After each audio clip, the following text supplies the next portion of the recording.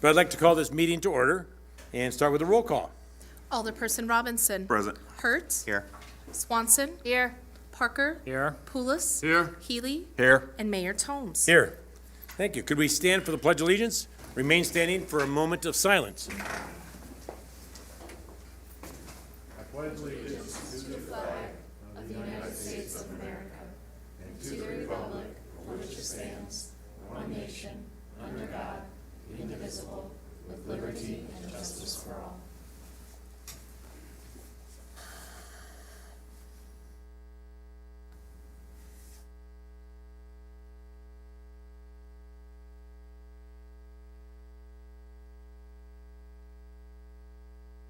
Thank you very much. Obviously, somebody signed up. People in here, a lot of great things happening. Okay, we have public comment. One individual signed up. Is it Brandon? I can't- Trying to read. Who signed up to speak? Trouble's reading it, I apologize. Anybody sign up on the sheet to speak? You did? Yes, it is. It's now, if you wish. Yeah. If you could let us know your name, please. Name, appreciate that. Okay, so I'm Amanda Buchanan. The topic that I wrote, or I'm going to speak on, is on 14A for a special use permit for the property at 2215 25th Avenue. The situation that I know of is that right now there are trailers and things temporarily parked there, and it's just for temporary use. It's not for all the time. I don't see it as a hindrance on anything, especially since it's temporary. And knowing kind of just how the block is, I know the concern before was that the denial before was that it was because it could possibly affect, I don't know, values of other properties in the area. I don't personally see that because it is just a lot. It is surrounded by trees. It's very clean. So as a citizen, I don't see concern about it, especially if it's for temporary use. That was basically all I needed to say. That's fine. Okay, Time. thanks. Thank you very much. That's all that's signed up, so we will move on to then item number 6. Minutes from the January 22nd, 2024 study session and city council meeting. Move to approve the minutes as printed. Second. Moved and seconded. Any discussion? All those in favor say aye. Aye. Opposed? Carries. Item 7. Minutes from the December 11th, 2023 closed session. Motion to approve the closed session. Second. Moved and seconded. Any discussion? All those in favor say aye. Aye. Opposed? Thank you. For some real fun stuff here, item number 8. Proclamation declaring February 2024 Black History Month in the city of Rock Island. Whereas for many years, February has been observed by an increasing number of Americans of all ethnic and sociological backgrounds as Black History Month, and whereas Black Americans have contributed immeasurable to the success of our nation from the days of early colonization to the present, and whereas Black Americans have excelled in every facet of life, including education, science, medicine, the arts, politics, and every profession. And whereas the state of Illinois and the city of Rock Island boast a rich and progressive history which includes numerous significant contributions made by Black citizens who clearly had in mind and demonstrated the purpose of making our city a better place in which each person can live and develop.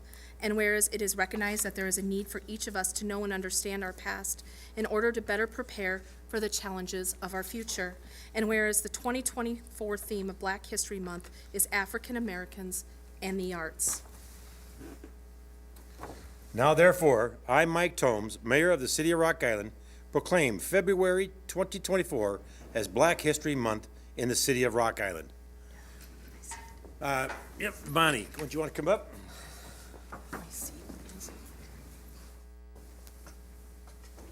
You want to come up, we'll do a little photo? And then you can, come on up here, please.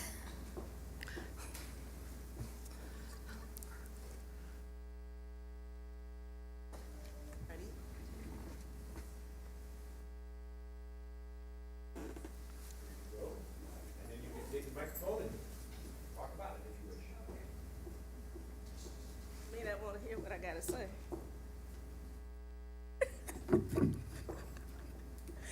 Thank you so much, Mayor Tones. And the, you all look so wonderful. The persons that's representing Rock Island County, no, Rock Island, Illinois. Yes. So pleased to be here, and thank you so much for this proclamation. And, you know, I've done some research for over the years about Black history. Do you know that all of you are standing on the backs of Black people? Black people built this country. I have a book that says, Black people built everything, even the elevator. You remember all the high-rise? Black man invented the elevator so we could get up to the third, fourth, 60th floor, whatever. Because we have built everything, and you know that we have built everything, I am recommending that we also, not only do we have a Black History Month, we are Black History every day. You know, architect, look around. Black people did all this to make it comfortable for all of us. So I would like to recommend that in addition to Black History Month, we have a White History Month. Because I want to see what you guys have done. Is that fair? Yeah. And I remember some years ago when Black history we were trying to get it approved, you know, there were people out there saying, we need white history, we need white history. Okay, let's do it, because I want to know what you've done. What have you invented? And I think that'd be fair enough. So again, thank you all for what you do, and appreciate you very much. Thank you. Thank you, Bonnie.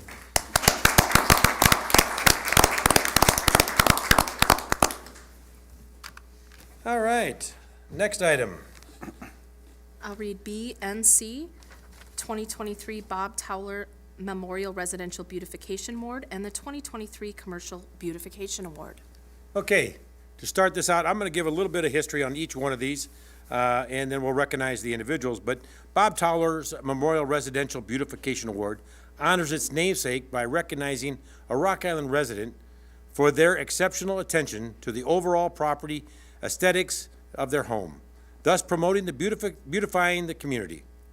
Mr. Towler, Bob Towler, worked for the City of Rock Island as chief horticulturalist for 26 years, where he worked continually to improve the community in both public and private gardens. He taught gardening classes as well as utilizing volunteers for the improvement of the public gardens.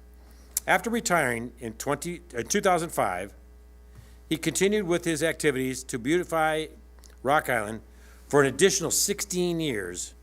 He was the founding member of the Rock Island Horticulturist Club and the founding member of the Quad City Botanical Center. He was an avid volunteer for both Living Lands and Water and Keeping Rock Island Beautiful. He was also an active member of the Rock Island Beautification Commission for 16 years, and he chaired the commission for many of those years. There were several nominees submitted in 2023, I think that should be. This year's recipient has been selected by myself. The Mayor and Beautification Commission are honored to announce that the Marvel Green at 31 Watch Hill in Rock Island is this year's Bob Towler Memorial recipient. So Marvel, if you'd come up here, appreciate it. What do you have? Are they up there? They're right there. Miles has got it.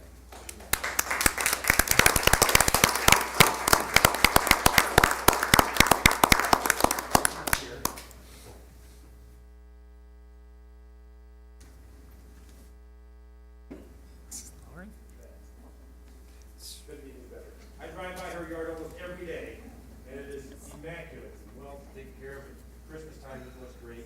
Thank you very, very much for helping. Mine doesn't look like that, does yours? Thank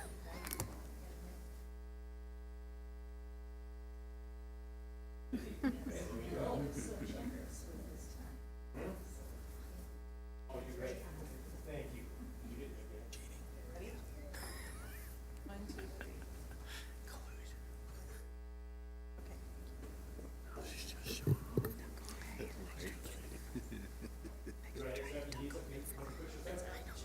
Managed to talk away with this one, I don't think I could.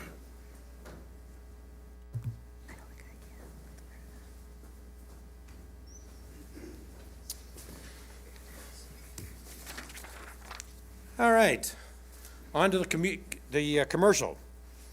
The Commercial Beautification Award is a long-standing annual award presentation that began in 1980. The award serves to recognize the Rock Island organization or business for its outstanding landscaping, exterior renovations, or new construction. There were 5 nominees submitted in 2023. Each of those businesses have helped beautify not only their own property, but also the surrounding neighborhoods in the city of Rock Island at large. This year's recipient has been selected by myself and the Beautification Commission. Are honored to announce that the Big JJ Chicken and Fish at 1728 9th Street is this year's Commercial Beautification Award winner. New signage, parking lot, ceiling, the new fence, and repainting of the building were part of many improvements done to the building by the owners through participation in the city's Commercial Property Enhancement Program, PEP. So would they like to come up? Where are they at? There you are, come on up, please.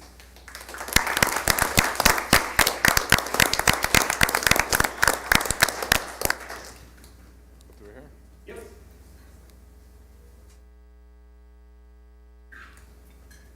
Thank you very much. Oh, appreciate it. It's great. Great food, too.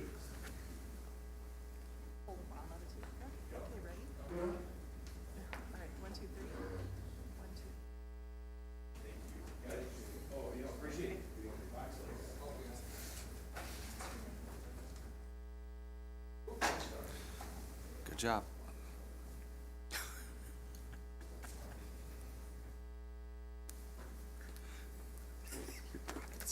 Yeah, yeah.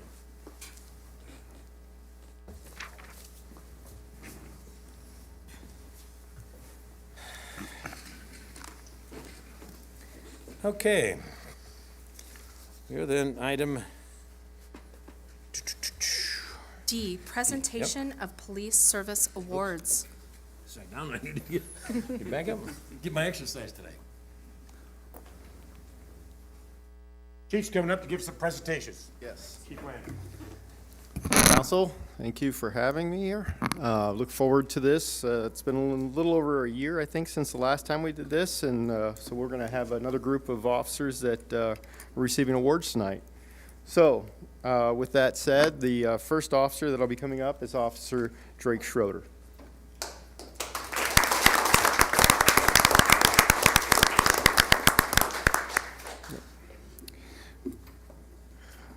On November 4th, 2023, Officer Schroeder conducted a traffic stop in the area of 11th Street, 7th Avenue. During the stop, Officer Schroeder determined that the driver had a suspended driver's license. In talking to the driver and passenger, Officer Schroeder noticed that they were behaving unusual during his interaction with them. Based on Officer Schroeder's training and experience, he recognized that this unusual behavior was indicative of persons concealing illicit activity. This prompted Officer Schroeder to request the police canine conduct a free air sniff of the car. The canine then positively alerted on the vehicle for the presence of narcotics. A probable cause search of the vehicle was conducted that resulted in the seizure of 112.3 grams of methamphetamine, 31 doses of alprazolam, I hope I'm getting that right, and 9.5 grams of cannabis and 2 hypodermic needles. Pursuant to the seizure, both driver and passenger confessed to the possession of narcotics. Both suspects were arrested, with one being charged with possession of controlled substance, a Class 4 felony, and the other charged with possession with intent to deliver methamphetamine, a Class X felony. The diligence and skill that Officer Schroeder displayed in this investigation is a testament to Officer Schroeder's dedication to duty in keeping dangerous drugs off the street. Officer Schroeder's efforts help make the city of Rock Island a safer community. With that said, congratulations on a well done. You are hereby presented with a Distinguished Service Bar.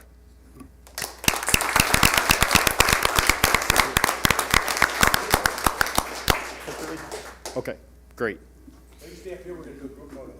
Yep. Okay, can I have Officer Taylor come up?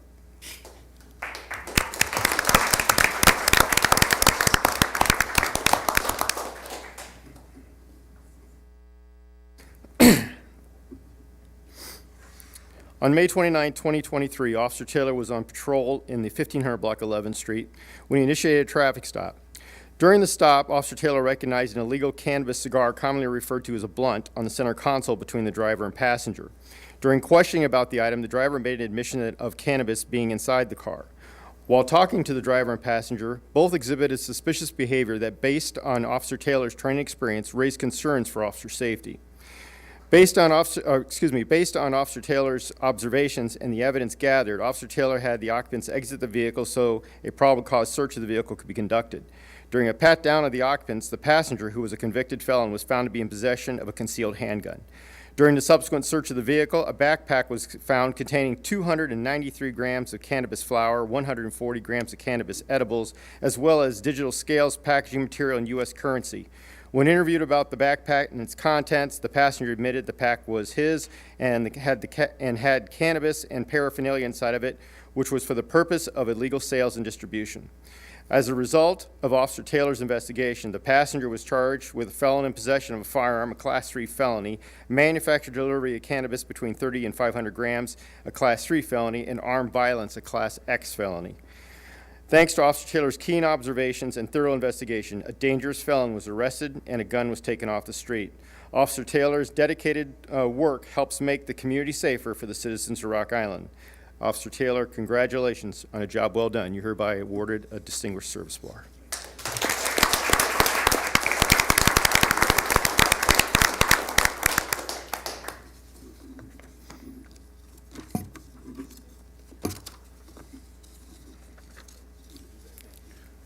Officer Barrera.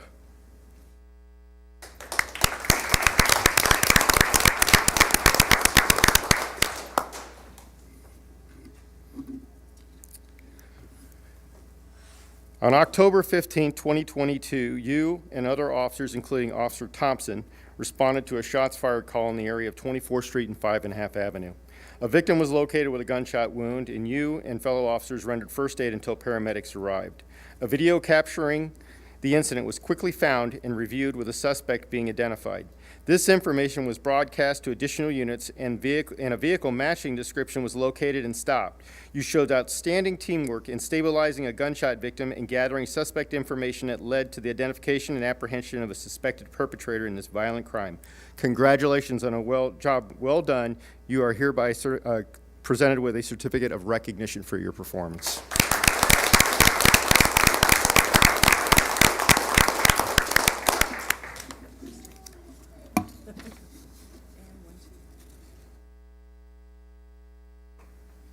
Okay. Can I have Officers Young and Bundy, please?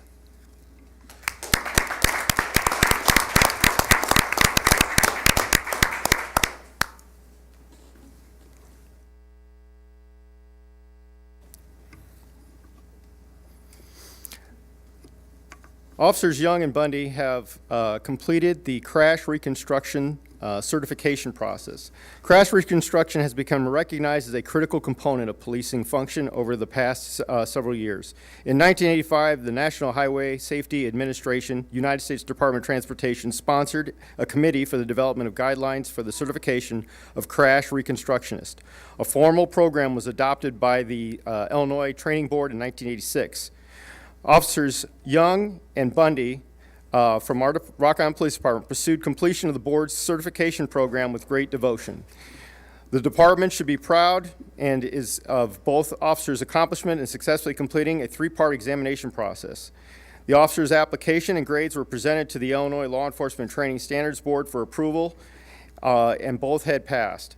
From the executive director, he was pleased to inform that based on the study and examination performance, both approved by the board to the rank of crash reconstructionists to receive certification. They were presented with these awards, or being presented with these awards tonight. In addition, I'd like to add that I received a letter from the Northwestern Illinois Training Advisory Board that was sent to me on September 29, 2022, during the training that these officers were going through. At the time, Jeff Schnelling, who's the executive director of the Northern Illinois Training Advisory Board, said this: "Dear Chief Landy, I'm writing this letter in recognition and appreciation of Officer Jacqueline Young. I was appointed to the executive director of the MTU-2 on April 1st of this year, and we hosted the 9-week Northwestern Crash Series at our facility. It is the responsibility of MTU director to monitor the classes they sponsor, to include making sure all accommodations have been made available to the instructors and attendees, and to evaluate the content and method of instruction.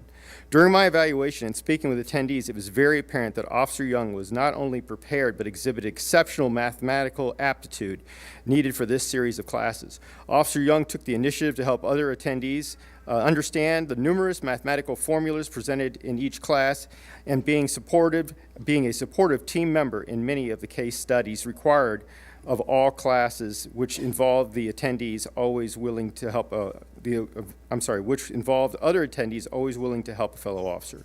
Officer Young was certainly looked upon and respected as a leader in all classes, and did so with a subtle, supportive approach, witty personality, and a degree of professionalism that I believe was taught to her by the member agency.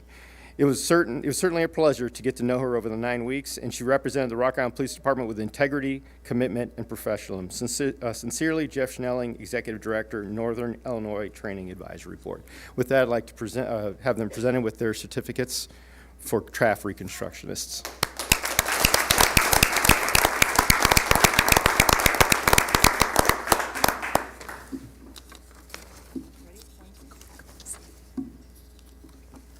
Thank you. And real quickly, I'd just like to touch on that. I just wanted to mention that we had 3 officers couldn't make it tonight. Officer Ryan Barnett had received a life-saving award. I'm just going to read this real quickly. On June 8, 2023, Officer Barnett was dispatched to 20th Street, 9th Avenue for a report of an unconscious person. Upon arrival, Officer Barnett located a 33-year-old man who was showing signs of heroin overdose and not breathing.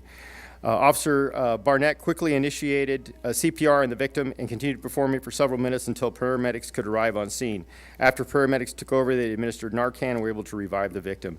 The situation could have ended tragically, but thanks to Officer Barnett's training and first aid techniques and decisive actions, the victim survived and is expected to make full recovery. Also, the other officer who couldn't make it was Officer Brian Manicke. On September 6, 2022, Officer Manicke was dispatched to a motor vehicle burglary where the victim's wallet containing his credit card was stolen.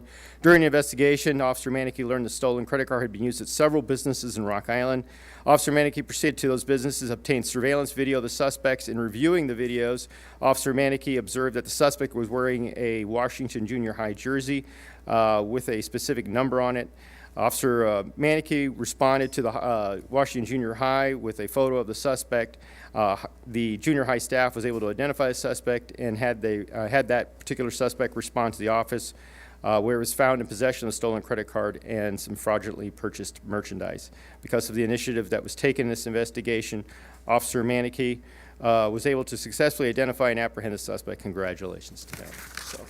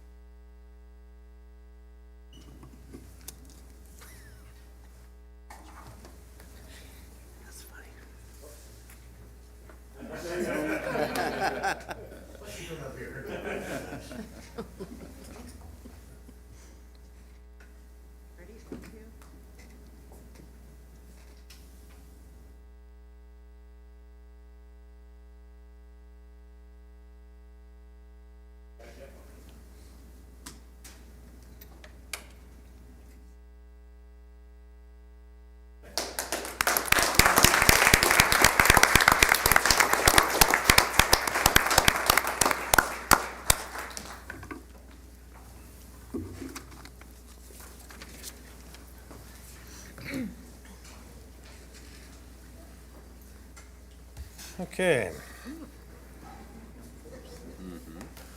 We are now on item 9, Rock Island update. There it is. Okay, a couple items. Show some love by supporting the Community Comforts Drive. The Rock Island Public Library, as we talked about, is hosting its Community Comfort Drive through the month of February.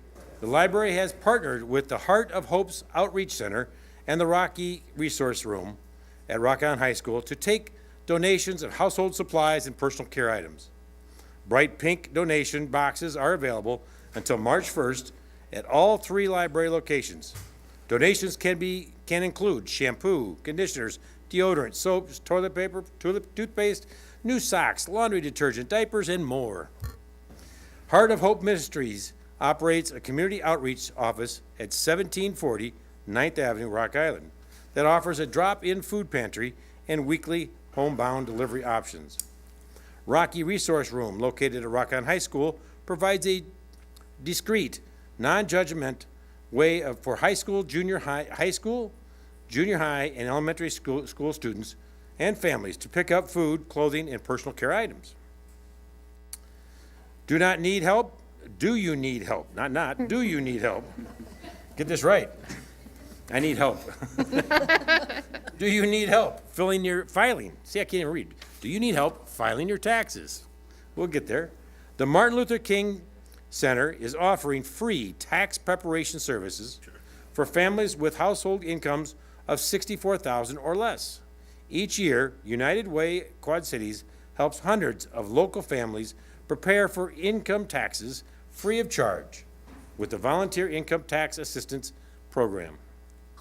The MLK Center is one of 8 sites that will host the VITA program. The center will be for a walk-in only in-person tax filing site with volunteers available on Tuesdays, Wednesdays, and Thursdays from 5 to 8, and Saturdays from 9 to noon. For more information or questions, in Volunteer Tax Assistance Program, call their office at 563-355-4310. By the way, a real quick little addition here. Alan Van Lanagan, Yes. get that right? 25 years with the public service with us, is retirement from fleet management. So Alan, 25 years. Vander Hayden. Excuse me. Don't loop me in loop. His father, but thank you very much. He's on vacation. He's here with us tonight. Here, Rock Island, put a lot of pride in the last 25 years here. Came up with blue collar and white collar, and I really appreciate everything the council's done, everything my fellow employees and the citizens have done. Thank you. Well, thank you. It goes both ways, because you guys, obviously, it's not easy keeping that fleet, and as old as it was, out there running and then updating, so it's, we really appreciate that very much. Okay. We are on item number 10. A, an ordinance repealing Chapter 3 alcoholic liquor of the City of Rock Island Code of Ordinances and adopting a new Chapter 3 alcoholic liquor ordinance, second reading. Move to pass the ordinance. Second. Move to second. Any discussion? Roll call, please. Alderperson Hurt. Aye. Swanson. Aye. Parker. Aye. Pulis. Aye. Healy. Aye. And Robinson. Item number 10B. A special ordinance establishing a residential parking zone on the east and west side of 10th Street, north of 25th Avenue to the dead end. Second reading. Motion to pass the ordinance. Second. Move to second. Any discussion? Roll call. Alderperson Hurt. Aye. Swanson. Aye. Parker. Aye. Pulis. Aye. Healy. Aye. And Robinson. Item number 10C. A special ordinance regarding the removal of a handicap parking space at 1236 24th Avenue. Second reading. Motion to pass the ordinance. Second. Move to second. Any discussion? Roll call. Alderperson Hurt. Aye. Swanson. Aye. Parker. Aye. Pulis. Aye. Healy. Aye. And Robinson. Aye. Item number 11A through R. Consent agenda items A through R, and if the council would like any of those read or removed, since there are so many. Move to approve consent agenda items A through R. Second. Moved to second. Any discussion? Roll call, please. Alderperson Hertz. Aye. Swanson. Aye. Parker. Aye. Pulis. Aye. Healy. Aye. And Robinson. Aye. Item 12, what is it, A through D? Claim purchase items A through D, and if the council so wishes, I can read them all. Motion to allow claims A through D. Second. Moved to second. Any discussion? Due to the nature of my employment, I need to recuse myself from this vote. Roll call, please. Alderperson Hertz. Aye. Swanson. Aye. Pulis. Aye. Healy. Aye. And Robinson. Aye. Items 12E through J. Aye. G. Where am I going? Either way, go ahead, go for it. I Purchase missed it. items E through G related to Went too far. fleet. Move to approve purchases E through G as recommended. Second. Moved to second. Any discussion? All those, nope, roll call, please. Alderperson Hertz. Aye. Swanson. Aye. Parker. Aye. Pulis. Aye. Healy. And Robinson. Aye. I guess it's now 12H. Report from the Public Works Department to authorize the Illinois State contract purchase of 16 2024 Chevy Malibu sedans from Green Family Chevrolet of East Moline in the amount of $406,240.48. Move to authorize the Illinois State contract purchase as recommended. Second. Moved to second. Any discussion? Roll call. Alderperson Hertz. Aye. Swanson. Aye. Parker. Aye. Pulis. Aye. Healy. Aye. And Robinson. Aye. Item 12I. Report from the Public Works Department regarding payment in the amount of $22,959.98 ARPA funds to Edgewater Resources LLC of Madison, Wisconsin for engineering and design services for Sunset Marina. Motion to approve the payment as recommended. Second. Moved to second. Any discussion? Roll call. Alderperson Hertz. Aye. Swanson. Aye. Parker. Aye. Pulis. Aye. Healy. Aye. And Robinson. Aye. Item 13A. Report from the Community and Economic Development Department regarding a contract with Gold Wave, Inc. for environmental site assessments at the Solomon site in the amount of $12,900. Motion to award the contract as recommended and authorize the city manager to execute the contract documents. Second. Moved to second. Any discussion? Miles, can you provide an update? Why has this project been going on for years and where are we at? Years and years and years. So everyone's familiar with this site. It's that property that we own that's about 2 blocks in size north of 7th Avenue on the west side of 11th Street. We've been working with a developer, Gorman Company, out of Wisconsin for a number of years trying to develop this for housing. The main hangup has been them trying to get tax credits to make the financing for the project work. They keep getting close, but not close enough. We remain hopeful, however, that they will be able to secure that sometime in the future. In the meantime, to help facilitate the development, we are trying to do as much site readiness work as possible. You will recall within the last year and a half, we finished site assembly, i.e. purchasing the few remaining parcels that we did not yet own. This step involves basically doing a Phase 1 and a Phase 2 environmental site assessment, so ESAs, as you might have heard my team talk about them in the past. These will help determine what kind of issues with pollution may be present on the site, any other environmental concerns which may need remediation, and basically lay out a game plan for next steps of actual site work. So we're hoping that by doing this, the remediation to follow as well, that Gorman and Company will have a better time securing some of those tax credits. Obviously, looking at IDA, the Illinois Housing Development Authority, and their criteria for awarding those credits, they're looking for this sort of stuff to be as far along as possible in their evaluation.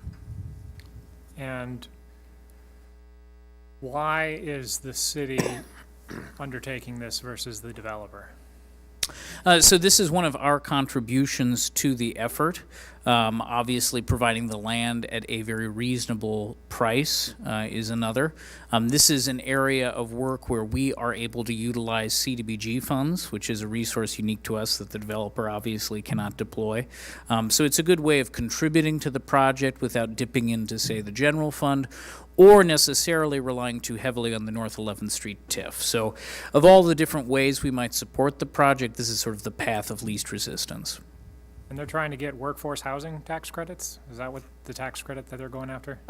In this case, as the council may recall, the model for the project is to do a low to moderate income housing tax credit program that transitions to owner-occupied housing after a 15-year recapture period, where during that 15-year period, the residents in the units are able to use their rent as down payment.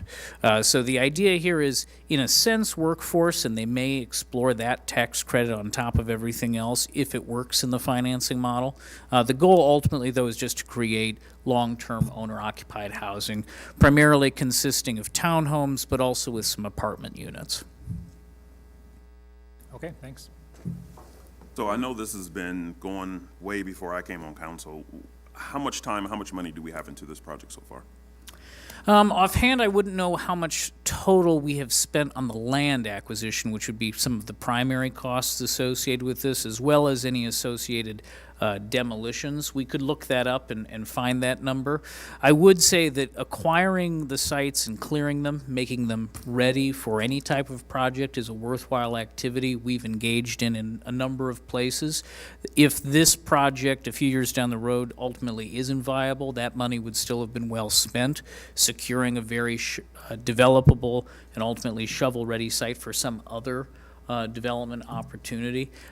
Really, the availability of good shovel-ready sites is one of our primary challenges for both housing development as well as commercial industrial development. So we have spent a good deal of money on this, but it's money well spent. If you'd like, we can go and try to kind of count backwards and figure out what the total investment has been. How much time? What's the time frame so far? How many years have we been working on this? Right. I'd again have to go back and look at when we first acquired the initial parcels, but it's probably going on 7, 8 years, if not longer. This is But with the Gorman Group, it hasn't been that long. no, with the Gorman Group, we're probably looking at just before the pandemic. Okay. Our engagement with them originally was to see what kind of work they could potentially partner with us for infill development on scattered residential sites.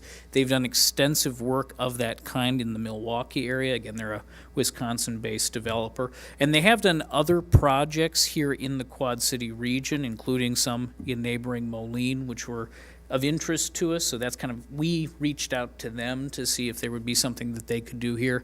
This seemed to be the most viable concept and the most approachable site for them. And that group also at times does infill, and so that potentially could be something that we can work with them on infill, which we know we have a number of areas for that. Yeah, I would, tell the council, a lot of these sorts of projects, be they housing or longer-term kind of commercial industrial development, take years to accomplish. They're very long slogs. This is very typical that it would take so long for us to do some of the stuff we're trying to do in terms of site assembly, site clearance, site cleanup, and then in turn for developers to get to a place where they have a functional financing model to actually begin construction, get everything up on the site. So this is actually very normal, which is why staff are not disappointed about where we are. Obviously, we want everything yesterday, but we're still very comfortable with kind of where things are moving. We're also hopeful from some of the things we hear from IDA about the ways in which they are changing some of their evaluation criteria, which we think will be in our favor. So you said they did the same kind of project over in Moline. Did they have these same type of struggles? Did it take this long for them to get their project Many of these completed? projects are very commensurate with this. When you really look at the first conversations and when they start, all the way to when someone's moving in for the first time. These sorts of projects, again, both residential and commercial industrial, are really long hauls. So I get a lot of questions on that site. So to answer kind of my constituents' questions, what are we looking at time frame? 5 years, 6 years? To like full completion if everything went exactly how we would hope? And until we can at least start seeing something being built. What we're hoping is that in their upcoming application cycle, they will either be able to secure the tax credits or get closer than they did in the last round. To kind of put clarity on what that means closer, we're really talking like a couple of points. I mean, so they're very, very close. One of the things that we think, again, with the changing criteria that IDA is kind of looking at that will be in our favor, that has been a problem and is not really to do with Gorman, but more to do with our general situation, is concern about overinvestment of tax credits and similar tools in the concentrated geography of Rock Island. So they're trying to evaluate these things a little bit differently and take into consideration some greater nuance of our more unique situation, especially as a border community with another state, which has that bi-state kind of development pressure. So in term to your question about how long would we hope, until the project is done, or at least until we see some substantial movement, there will be on our end earth moving as the site is remediated and elevated to bring it up out of an area of ponding, one of the low points behind the levee system. So that will happen, and that will, of course, make the site look a little bit cleaner and more shovel-ready aesthetically, if nothing else. The actual, building of structures on this site, it would be very hard for me to tell you honestly how long that might be before something like that happens. My hope would be that if everything was going right and they were able to get the tax credits in this next year, that might be 2 to 3 years out. But then there's a lot of other factors that come into play in terms of finalizing design, getting all of their necessary contracts and supplies assembled. All that kind of stuff just takes a long time and is highly variable.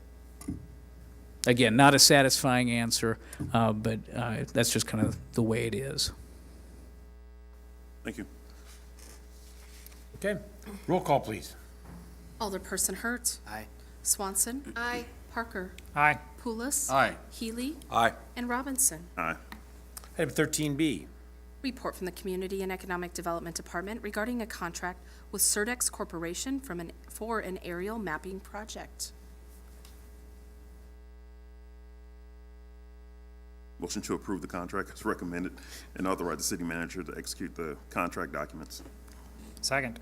Moved and second. Any discussion? Roll call. Alderperson Hertz. Aye. Swanson. Aye. Parker. Aye. Pulis. Aye. Healy. Aye. And Robinson. Aye. 13C. Report from the Community and Economic Development Department regarding an art program services agreement with Quad City Arts. Move to approve the agreement and authorize the city manager to execute the documents. Second. Moved and second. Any discussion? Roll call, please. Alderperson Hertz. Aye. Swanson. Aye. Parker. Aye. Pulis. Aye. Healy. Aye. And Robinson. Aye. Item 13D. Report from the Community and Economic Development Department regarding a certified local government grant agreement with the Illinois Department of Natural Resources. Motion to approve the grant agreement and authorize the city manager to execute the documents. Second. Moved and second. Any discussion? Roll call. Alderperson Hertz. Aye. Swanson. Aye. Parker. Pulis. Aye. Healy. Aye. And Robinson. Aye. Item 13E. Report from the Community and Economic Development Department regarding an updated license agreement with the Quad City Botanical Center Foundation for city-owned property at 2401 3rd Avenue. Move to approve the license agreement and authorize the city manager to execute the documents. Second. Moved and second. Any discussion? Roll call. Alderperson Hertz. Aye. Swanson. Aye. Parker. Aye. Pulis. Aye. Healy. Aye. And Robinson. Aye. Item 13F. Report from the Community and Economic Development Department regarding a single source procurement of the cultural liaison. Move to approve the single source procurement and authorize the city manager to execute the contract. Second. Moved and second. Any discussion? Roll call. Alderperson Hertz. Aye. Swanson. Aye. Parker. Aye. Pulis. Healy. Aye. And Robinson. Aye. 13G. Report from the Public Works Department regarding approval of the First Amendment to the site lease agreement with T-Mobile. Motion to approve the amendment to the agreement and authorize the city manager to execute the amended documents. Second. Moved and second. Any discussion? Roll call. Alderperson Hertz. Aye. Swanson. Aye. Parker. Aye. Pulis. Aye. Healy. Aye. And Robinson. Aye. Item 14A. Report from the Community and Economic Development Department regarding a special use permit request from Liam Hammond at 2215 25th Avenue, first reading.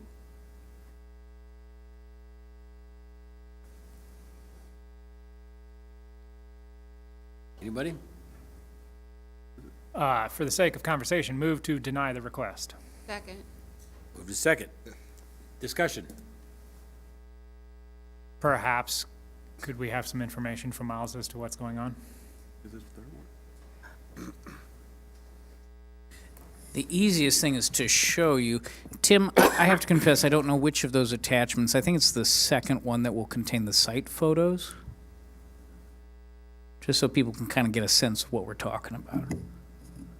So that's where the site is. So you see Stadium Drive to the north, the hospital would be to the south. Keep scrolling, Tim, until... So this is kind of a view of the property. I think if you scroll down one more, there's another angle on it.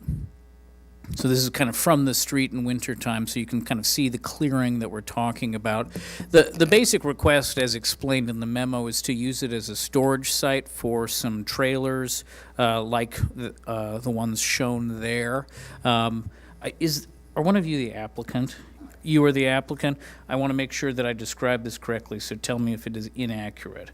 I believe in your application you described putting down under the wheels there would be kind of concrete block, and then around them would be gravel, kind of creating the drive in and out. Is that an accurate way to describe it? Excuse me, if you were going to talk, can you do it up the microphone? Yeah, please? do you want to come up? I think perhaps the best thing to do would be to have you just kind of describe basically what it is, and then I can describe why staff and the planning commission recommend denial. Could you step to the microphone, and if you could tell us your name, please? Liam Hammond. So, Florida resident, moving up here, investor and developer. I bought the property right across the street that was empty, bringing my equipment. We're trying to build a property there, but that won't happen till weather breaks.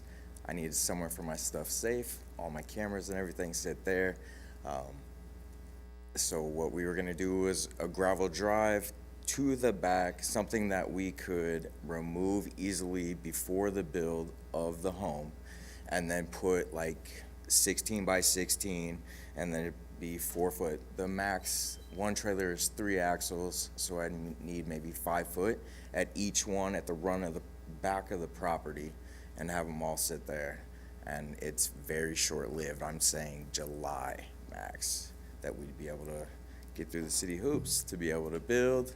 And then I also bought, if you would scroll up, next to Gasland, I just had the city inspectors. I bought that property. It's sorry, yes.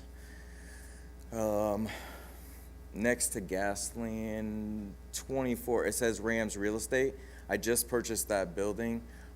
City inspectors just came in for me to get electricity and all that, and I have enough concrete there to move things, but I'm working on others' times, so I just need short-lived for it to sit there, and then I'll move it over to the concrete building at that residence, so we can build a home at R4, where they're parked now. I've got a question.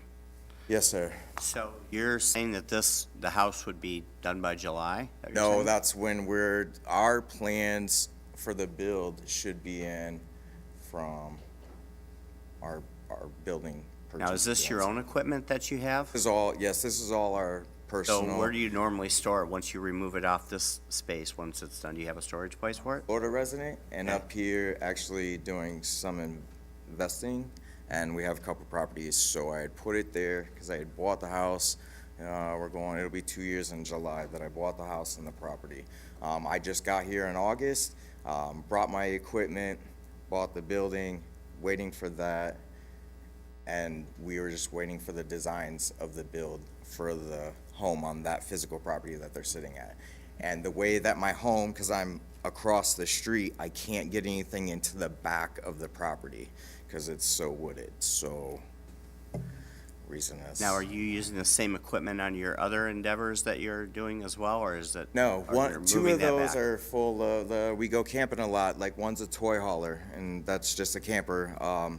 One's got my off-road vehicles, things like that. The other one has landscaping equipment. I don't have garage space like that at my house that's across the street. Mm-hmm. So it's literally, majority of it is all our personal. And I'm just kind of asking, because I stuff. know you have other things going on, and I just want to know if this is going to be something that you're going to come back and go, or we want to move it from here to here. And No, sir. such. We come from a 6,200 square foot home in Florida to a 3,600 square foot. I don't have the room, and Got it. Okay. I've looked at storage places with crime rate and where they're at. I'm not comfortable with it. I have cameras all around there. I can keep my stuff safe there. Thank you. First off, thank you for joining us here in Rock Island. Yeah, thank you. Thanks. And in investing your buying property, so I wanted to recognize that.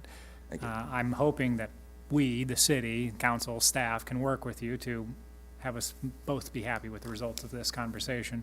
I did make the motion to deny, but that was just to have this conversation, right? What's the timeline for the special use permit that's being asked here? Could we make the special use permit expire in July, if he only needs until July? So the city council, as you all know, can apply whatever terms to special use permits that you deem appropriate. The question that has always come up in these sorts of discussions, not specifically unique to this one, but with many others that have been brought to staff, right? How much do you do to a site before what you've done is effectively permanent and not undoable, thereby having changed its character to such a degree that the special use permit has actually affected some sort of land use change or really a backdoor zoning change, right? So oftentimes when people are coming forward with these special use permit requests, staff are evaluating, is this really a rezoning request? Is this actually a special use request? Let's say it's an existing kind of old school commercial building that's now a nonconformity in a residential area. Some of you will recall that baseball card shop not too far from Hy-Vee a few years back. Remember, it's a little old grocery store. If it burnt down, no one would rebuild it. But since it's there, it needs to be given some sort of purpose, but within a careful framework. That's a good example of when a special use permit is appropriate. When we're talking about empty lots, land that just has yet to be developed, then the conversation takes on a different tone, right? Is this being used, and he described a little bit about what it would be, but would this become a more commercial property because you have changed it to allow for the storage of these sorts of things or not? That's what's being weighed when we're looking at a situation like this. So to your question, Alderman Parker, yes, the city council can place a time limit on the use with a requirement that it be returned to either its original condition or that some other action be taken. But then if things change or the request at that time is different than what you've heard now, not saying it would be, just speaking, procedurally here, you would then need to evaluate what to do next. Right, so you do have a proposed ordinance. Can you speak to what are the stipulations? Tim, can you open that ordinance document? I think it's another attachment. If we were to not deny, a double negative, if we were to Yes. not deny the request, what are the stipulations that staff are not recommending because you're Yeah. recommending to deny? But And again, just for a little context, staff is trying to get into the habit of always putting together a draft ordinance for these situations so that the council can discuss exactly this. So that if you want to do it, but you want to kind of discuss what the stipulations you're comfortable with are, we just draft this to kind of give you a place to start your conversation. You can change this if you wish, okay? So I just want to make that clear. But you can see that kind of there's 7 different things. I've got a bit of a frog in my throat, I apologize. Basically saying that what's stored there, all kind of street legal stuff. There shall be improvements made as were described, that there would be a solid 6-foot fence around the perimeter. That could be repurposed as part of a later development, I would want to emphasize.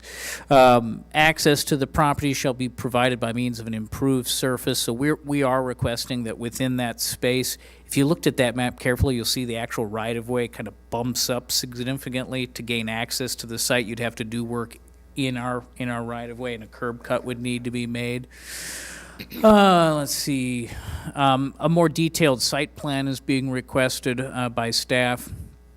And then here we've added a stipulation: if the site has not been developed within 1 year of approval, the use granted by this ordinance shall be considered null and void. So staff weren't thinking of a 6-month time frame. We were actually trying to be a little bit more generous and add wiggle room there if that was something you wanted. And then our standard, everything that a code would require would otherwise be required. So that's just, again, that's just sort of a starting place. If the council wanted to consider approval of a special use permit, you could adjust these, add, subtract. It's up to you. Again, staff, and you've heard me say this many times, shepherds a process, and our recommendations are based upon what the code kind of lays out as evaluation criteria for a request. Does that sound like a reasonable compromise? Give you a year to get that taken care of? I should not need that year, but yeah, I'll take the year. I had offered for the fence, obviously the gravel, the curb cut, and then as soon as our plans and then I can get through the city's process of the build, we'll break ground on a build there. But So you talk about a build, are you building like a pole barn, like an enclosed? I would like a barn dominium over that way. Garage space on the lower and living. That's that southern thing right there. They're much more popular in Florida than They Illinois. are. They are there in Tennessee. Nice building. Yes, sir. Yes, sir. So we're trying to bring a little of the South up.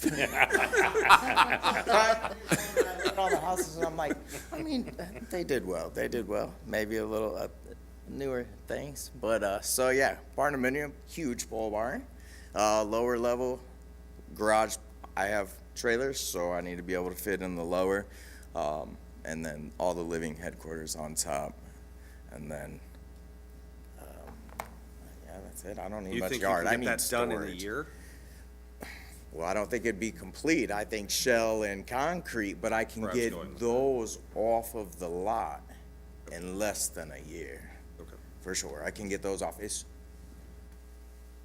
If all of it was removed from the lot and he was just in the process of constructing a house with a large attached garage, then he would. Condominium in the zoning code, Miles? I know. We try to define so many of these terms, but if he was, then the site would be in standard compliance, right? We don't have necessarily any sort of prohibition on, does it take you 9 months or 12 months to finish building a house? There's, permits are good for 6, but we extend them if there's reason for it. Everyone okay with this? Good. Okay, I'm going to withdraw my motion. Jen, who seconded it? Was that Jen? Oh, I think Jenny. I did, Yeah, you You second. willing to withdraw your second? Yes. I'll make a motion to not deny the request and I will second that. and pass the ordinance, or suspend the rule, or, oh my goodness. Oh, here we go. Consider, suspend the rules and pass the ordinance. There you go. Thank you. Second. We got a motion and a second to approve it. And is there any discussion on this? I hope not. Okay, then we will do roll call. Ordinance. Yes. Alderperson Hertz. Aye. Swanson. Aye. Parker. Aye. Pulis. Aye. Healy. Aye. And Robinson. Aye. There you go. All right, Luck, thank sir. you guys. Thank you. All right, if I remember where we're at now, 14B. Report from the Community and Economic Development Department regarding a deed in lieu of foreclosure and the transfer of property at 3326 and 3332 7th Avenue to Augustana College. Move to approve the agreements, transfer of property, and consider suspending rules and pass the ordinance. Second. Move to second, any discussion? Roll call. Alderperson Hertz. Aye. Swanson. Aye. Parker. Aye. Pulis. Aye. Healy. Aye. And Robinson. Aye. 15A. Report from the Public Works Department regarding a resolution declaring support for the submittal of a RAISE grant application for the US 67 11th Street Infrastructure Improvement, 31st Avenue to 46th Avenue project. Motion to adopt the resolution as recommended. Second. Move to second. Any discussion? Roll call. Alderperson Hertz. Aye. Swanson. Aye. Parker. Aye. Pulis. Aye. Healy. Aye. And Robinson. Aye. Thank goodness. 16A and B. Report from the Finance Department regarding a budget adjustment in the amount of $83,336 for CY 2024 to the MLK Department of Human Services, Fund 906. B, report from the Finance Department regarding a budget adjustment to CY 2023 for the Health Insurance Fund 626 in the amount of $349,213.11. Motion to approve the budget adjustment A and B as recommended. Second. Move to second. Any discussion? Roll call, please. Alderperson Hertz. Aye. Swanson. Aye. Parker. Aye. Pulis. Aye. Healy. Aye. And Robinson. Aye. Item 16C and D. Report from the Finance Department requesting a budget carryover from CY 2023 in the amount of $300,000 from the Capital Improvement Fund 301.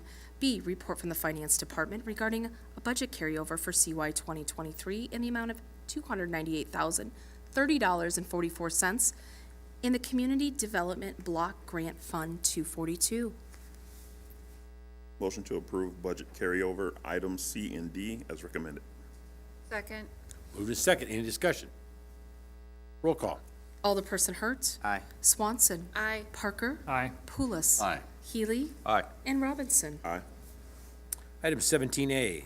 Report from the Human Resources Department regarding a 3-year contract agreement with the Fraternal Order of Police, or FOP, from January 1st, 2024 through December 31st, 2027. Move to approve the proposed labor agreement as recommended. Second. Moved and seconded. Any discussion? Roll call.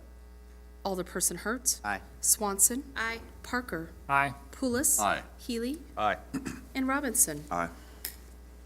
Item 17B. Report from the Public Works Department regarding approval to surplus the city's 1983 Galleon motor grader. Hold on to things, Dylan. Can we hang on Thing's to it older any than longer? me. Yeah. This Come thing's on. older than me A by. little longer. Alan, you can't retire. You gotta take care of this.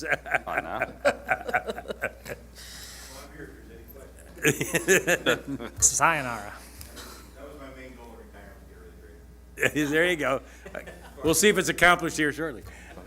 Is there a he's gonna make a motion to deny, so he can't retire. Is there a motion? Thing could get a pension. Move to approve that the equipment be declared surplus as recommended. Second. Moved and seconded. Any discussion? Roll call, please. Alderperson Hertz. Aye. Swanson. Aye. Parker. Aye. Pulis. Aye. Healy. Aye. And Robinson. Aye. He's gonna retire now. Gosh darn it. See you later. Item 18A. You're supposed to walk out of the meeting now. Report from the Mayor's Office regarding appointments and reappointments to the Community Development Commission, Labor Day Advisory Board, Martin Luther King Jr. Center Board, and the Police Community Relations Commission. Moses? Motion to approve the appointments and reappointments as recommended. Second. Moved to second. Any discussion? I'm supposed to recommend myself? Try it. But deny Roll call, myself in a please. bit. Alderperson Hertz. Aye. Swanson. Aye. Parker. Aye. Pulis. Aye. Healy. Aye. And Robinson. Aye. There you go. I want to hear a nay there. Yeah.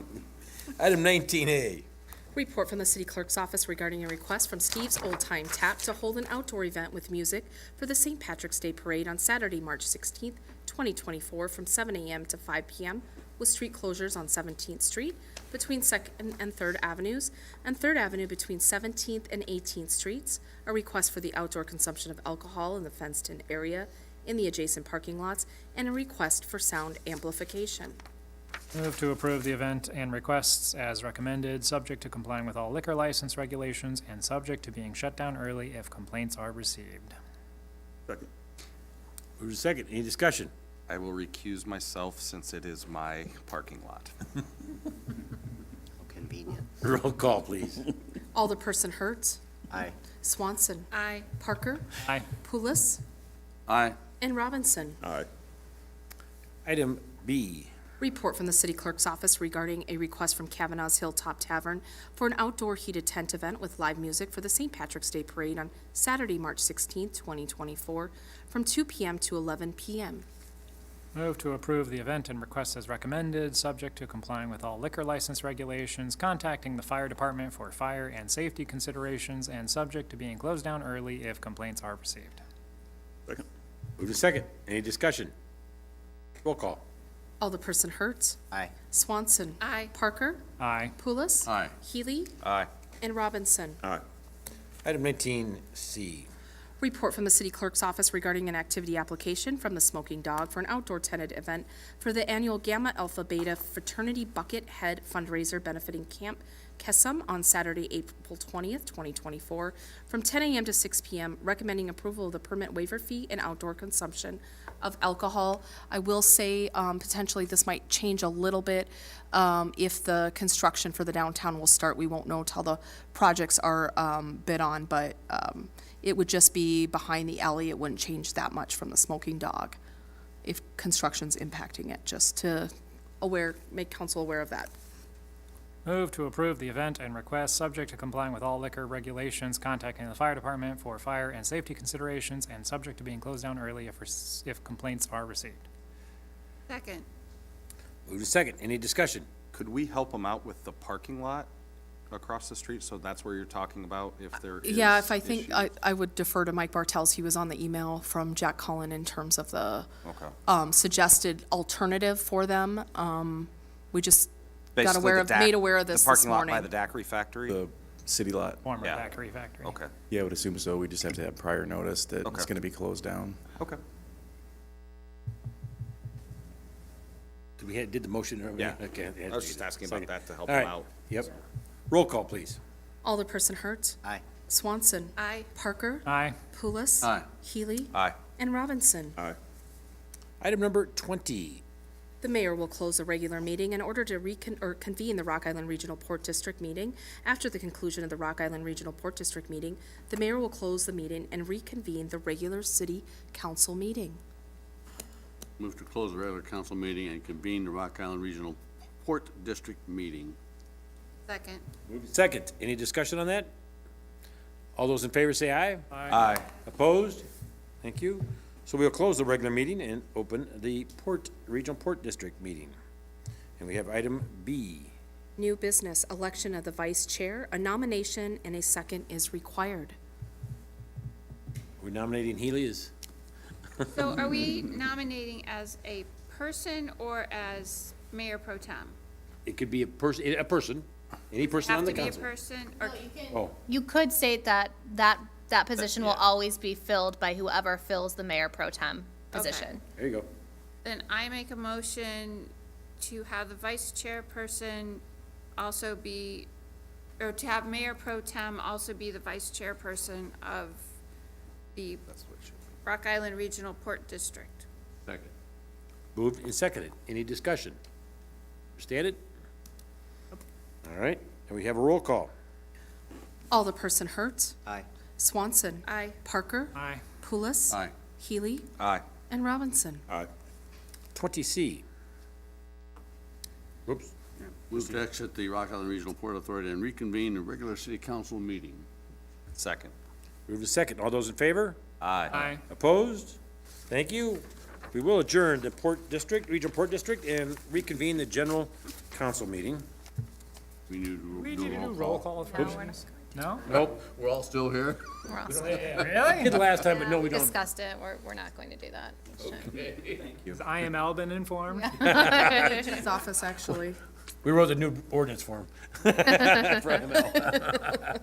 Okay, IML's a stickler. All right, we are on item number 21, other business, new business. Anybody have anything? I'll bring up real quick, Miles and Nicole and I made a trip to Washington DC, a week ago or so. I don't know, I lose track of times, whatever.